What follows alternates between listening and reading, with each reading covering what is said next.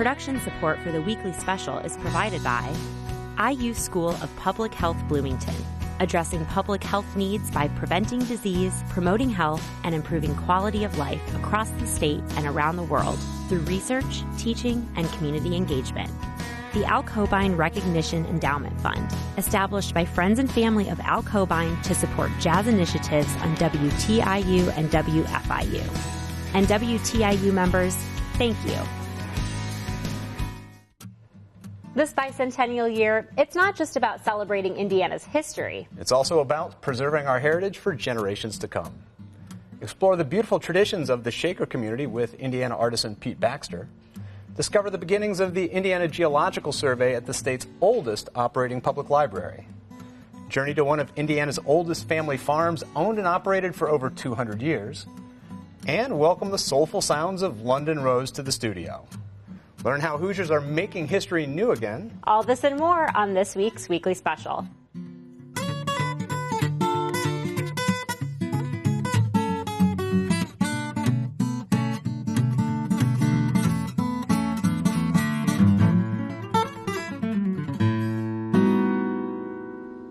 Welcome to the Weekly Special. I'm Daryl Neer. And I'm Erica Sagone. 2016 is a year of celebration for our state. The bicentennial is being commemorated across Indiana in incredible ways, including a multitude of legacy projects supported by the Indiana Arts Commission. The Weekly Special is honored to be included in those supported projects, and we've joined forces with the Indiana Artisan organization to highlight extraordinary artists across the state. They're working not only to preserve traditional Indiana arts, but also strengthen the art community for the future. My name is Pete Baxter, and I'm a Shaker Craftsman.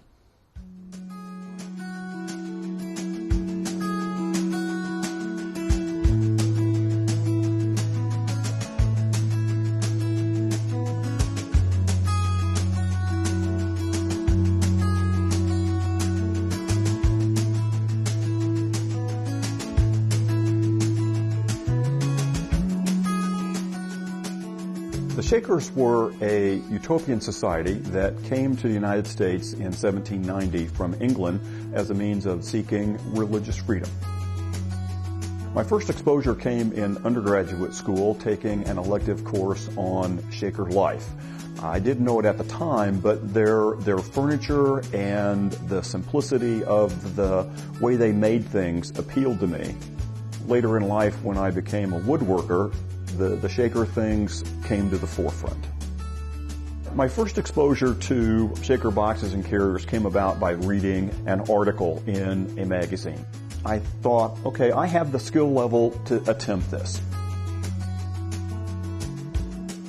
The boxes are essentially a storage container.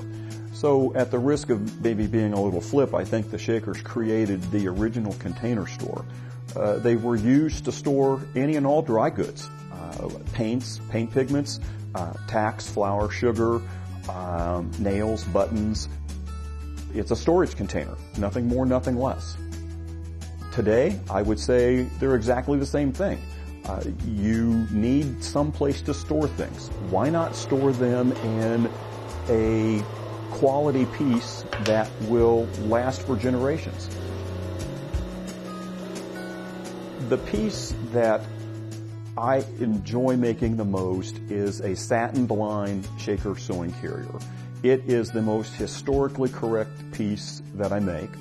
While it was too ornamental for the Shakers' use themselves, they were good at marketing and selling their wares to the non-believers outside the community. Original carriers were sold without a lid. I include one just simply because it tends to finish the piece and helps keep things neat and tidy. My best seller is a number 3 box with 2 removable trays that I call a keepsake box.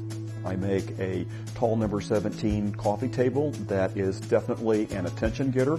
It's not a piece that the Shakers ever made, so it's just simply making something a little bit bigger and having a more modern day use for it. My chairs are representative of the style made at the Mount Lebanon Shaker Village in eastern New York.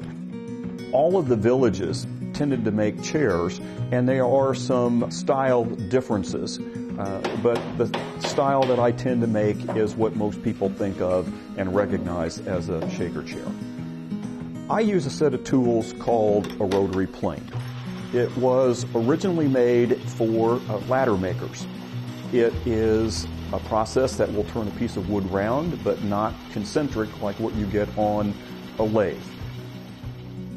My tools and methods are a combination of hand tools and power tools, and I don't believe I'm being disloyal to the Shakers in any way, because they were inventors and they embraced technology. A Shaker sister created the circular saw blade. So I believe if their communities were still thriving today, that they would be embracing a lot of the technology and the tools that I use. The Indiana Artisan program is a juried process that was started by the state of Indiana to recognize the Hoosier State's best crafts and food people. What that means to me is I am in the company of talented artisans, and our individual brands contribute to the Indiana Artisan, and in turn the Indiana Artisan brand represents all of us and provides avenues, venues, and opportunities. I look at what I do, and then I look at some of the other people in the Indiana Artisan, and I go, wow, those are creative people. And some days I'm not sure I have a creative bone in my body. When I look at the colleagues and the company that I keep with them, it's a validation of the quality of my work and something that I never really would have ever expected to have happen. Being self-taught means that you make a lot of mistakes, you try a lot of things that don't work, and an axiom that probably fits well in life is that you learn more from your mistakes than you do from your successes. For me, it's a labor of love.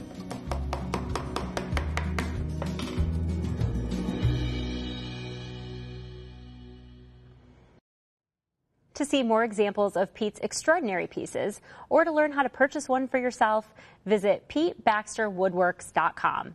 And to learn more about the incredible Indiana Artisan program, including how to find Indiana artisans within your own community, visit indianaartisan.org.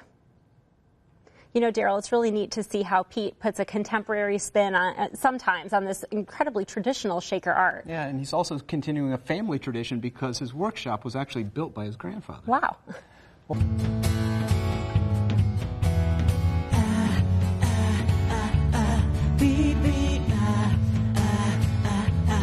Baby, close to you, you make my heart beat faster than ever before. I try to say how I feel, but words don't come out how I want anymore. Every time you're close to me, I want... Production support for the weekly special is provided by IU School of Public Health Bloomington, addressing public health needs by preventing disease, promoting health, and improving quality of life across the state and around the world through research, teaching, and community engagement.